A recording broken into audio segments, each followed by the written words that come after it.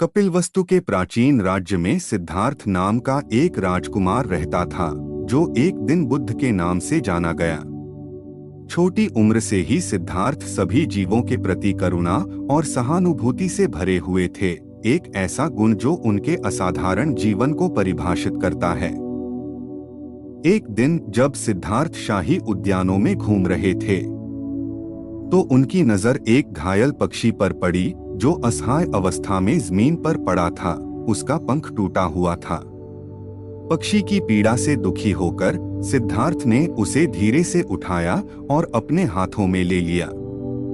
बड़ी कोमलता से उन्होंने पक्षी के पंख पर पट्टी बांधी और उसे स्वस्थ होने तक पाला। उसे भोजन और पानी दिया जब तक कि वह फिर से उड़ने लायक न हो जाए। सिद्धार्थ की करुणा की चर्चा पूरे राज्य में फैल गई और दूर दूर से लोग जरूरत के समय उनका मार्गदर्शन और सांत्वना मांगने लगे। चाहे वह किसी दुखी विधवा को सांत्वना देना हो, भूखों को खाना खिलाना हो या निराशा में खोए लोगों को ज्ञान देना हो, सिद्धार्थ का हृदय असीम प्रेम और दया से भर गया। जैसे जैसे सिद्धार्थ बड़े होते गए और अपनी आध्यात्मिक यात्रा पर निकले, उनकी करुणा और भी गहरी होती गई।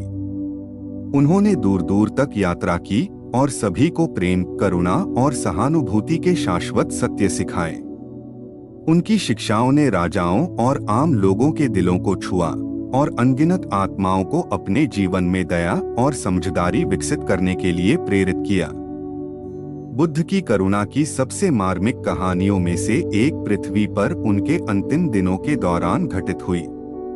अपने स्वयं के आसन्न निधन का सामना करने के बावजूद बुद्ध के विचार अपने स्वयं के दुख के बारे में नहीं, बल्कि दूसरों की भलाई के बारे में थे।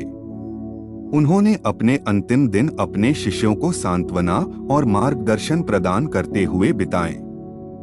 दुख की प्रकृति और मुक्ति के मार्ग पर शाश्वत शिक्षाएं दी। अंत में जब बुद्ध अपने समर्पित अनुयायियों से घिरे हुए अपनी मृत्युशैया पर लेटे थे, तो उनके अंतिम शब्द करुणा और ज्ञान से गूंज उठे।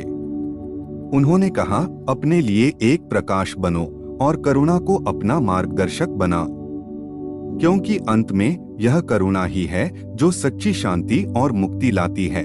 और इस प्रकार करुणामय बुद्ध की विरासत जीवित है, जो अनगिनत पीढ़ियों को अपने जीवन में दया, सहानुभूति और करुणा विकसित करने के लिए प्रेरित करती है और हम सभी को दुनिया में प्रेम की परिवर्तनकारी शक्ति की याद दिलाती है।